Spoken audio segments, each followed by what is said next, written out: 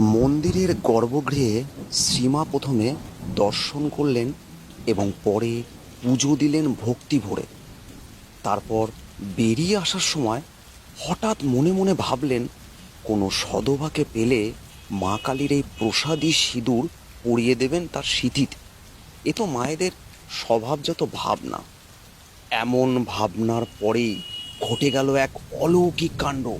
মহাসাধিকা মা শারদামণির কথায় কোনো সধবাকে একটু সিঁদুর দিই, এমন সময় দরজার কাছে দেখলুম একটি বউ ঘোমটা দিয়ে দাঁড়িয়ে আছে। আমি তার কপালে সিঁদুর দিতে সে যেন শিউরে উঠল। আমি বললাম, ও কি মা, অমন করলে কেন? ব্যথা লেগেছে বুঝি? বউটি তখন কোনো কথা না বলে ঘোমটা তুলল। দেখি কপালে আরেকটি চোখ। আমি স্তব্ধ হয়ে দাঁড়িয়ে রইলুম। কতক্ষণ পরে মনে হলো স্বয়ং মা কালী।